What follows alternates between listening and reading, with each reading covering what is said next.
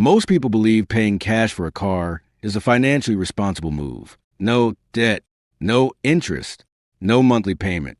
It feels safe. But what if that decision quietly slows down your long-term financial progress? Imagine a typical scenario in the United States or Western Europe. You're 29. You have a stable job earning around $70,000 a year. After taxes, that leaves you with roughly $4,200 per month. Your rent is $1,600. Groceries, utilities, and insurance take another $1,200. You spend about $400 on lifestyle, eating out, subscriptions, small comforts. And you still have a $300 student loan payment. At the end of the month, you're left with around $700. Not bad, not great, just stable. Now your car starts having issues. Repairs are getting frequent. Reliability is dropping, so you decide to upgrade. You've been careful. You've saved around $20,000.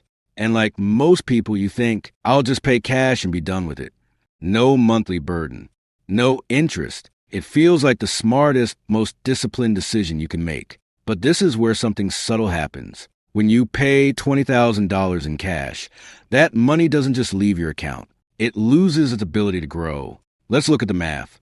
Simply, if that $20,000 were invested instead, and it earned an average of 7% annually over 10 years, it could grow to around $40,000. Over 20 years, it approaches $77,000. Same money, same time. The only difference is whether it stayed invested or was converted into a depreciating asset. Because a car is the opposite of what investments do. It loses value. The moment you drive it off the lot, it starts declining. After 5 years, that $20,000 car might be worth $8,000, maybe less.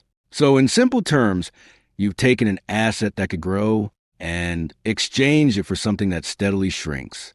Now compare that with a different approach. Instead of paying $20,000 up front, you finance the car. Let's say you put $5,000 down and finance the rest.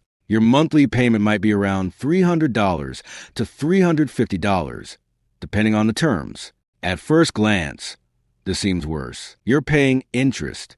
You have a monthly obligation. It feels like a step backward, but look at what stays intact. You still have $15,000 available. If that amount remains invested, compounding quietly in the background, it continues to grow while you make manageable monthly payments.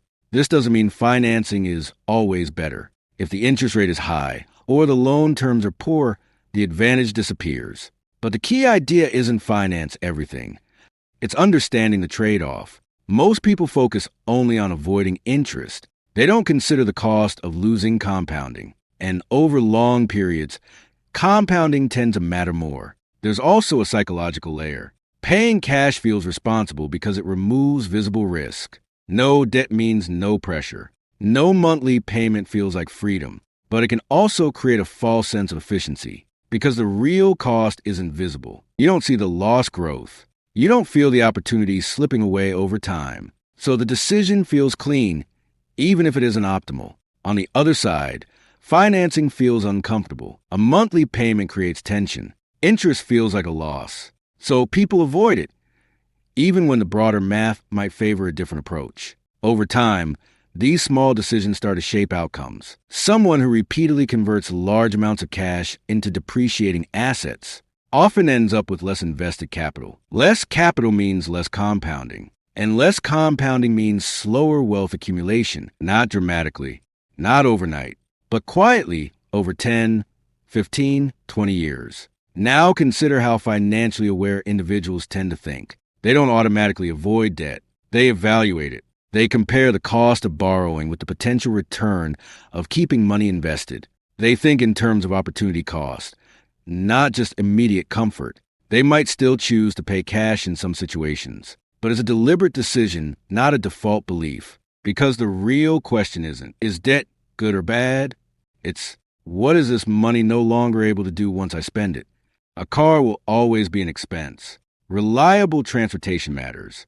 Convenience matters. But how you pay for it changes what happens to your money in the background. So the next time you're about to pay cash for a car, the decision might not be as simple as it seems. not because cash is wrong, but because it closes off other possibilities your money could have had.